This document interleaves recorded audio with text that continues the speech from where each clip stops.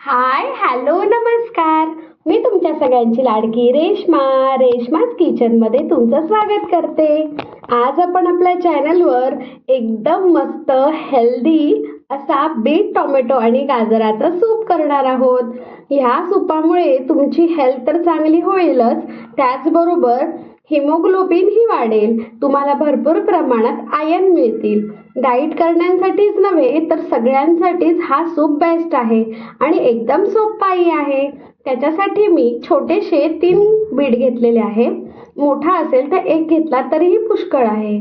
त्याच्यानंतर 1 गाजर घेतलेला आहे आणि 2 टोमॅटो घेतलेले आहेत. हे सगळं मी स्वच्छ धुवून घेतलेलं आहे आणि बीटाची आणि गाजराची साल काढलेली आहे. मग या सगळ्याला रफली चॉप करून घ्यायचं आणि एका कुकरमध्ये घालून घ्यायचं. त्याच्यामध्ये थोडंसं पाणीही घालणार आहोत. मीठ वगैरे घालायची काहीच आवश्यकता नाही, फक्त हे शिजण्यासाठी पाणी घालायचं आहे आणि कुकरमध्ये छानपैकी शिजून घ्यायचं आहे.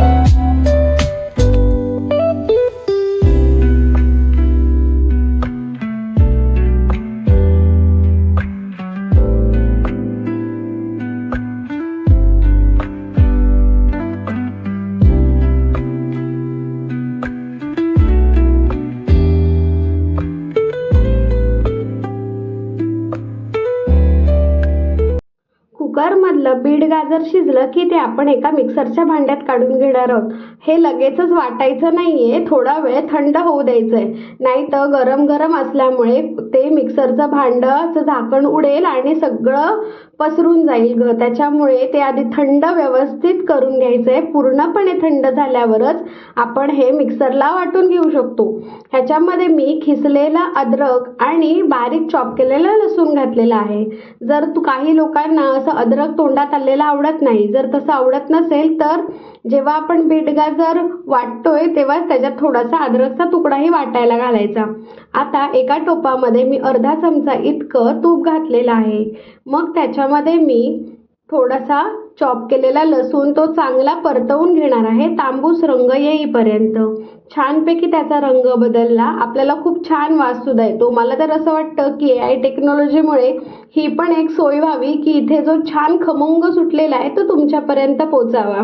मग खिसलेला अद्रक घालून तेही छान परतून घ्यायचं आणि हे सगळं छान परतलं की जे आपण मिक्सरमध्ये बीट आणि गाजराचं वाटण केलेलं आहे ते घालून तेही चांगलं परतून घ्यायचं. मग आपण त्याच्यामध्ये अर्धा चमचा लाल तिखट, थोडंसं मीठ, थोडासा गरम मसाला असं सगळं घालून छानपैकी उकळ घेणार आहोत आणि सूपची कन्सिस्टन्सी ॲडजस्ट करण्यासाठी आपल्याला हवंय तितकं पाणी घालणार आहोत.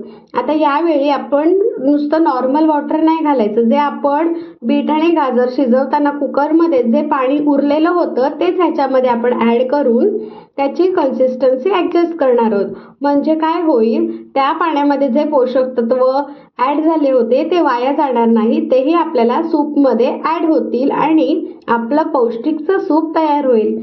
आता फक्त ह्याच्यामध्ये पाणी ॲड करून त्याला छान एक बॉईल घ्यायचा आहे की आपला हा हेल्दीचा सूप लगेच तयार होईल. मग आपण तो सर्व करूया. तुम्हाला ही रेसिपी कशी वाटली ती नक्की कमेंट करून सांगा. रेश्मास होम किचन या यूट्यूब चॅनलला नक्की सबस्क्राईब करा, लाईक करा, शेअर करा, कमेंट करा आणि माझा व्हिडिओ पाहत राहा. Thank you so much.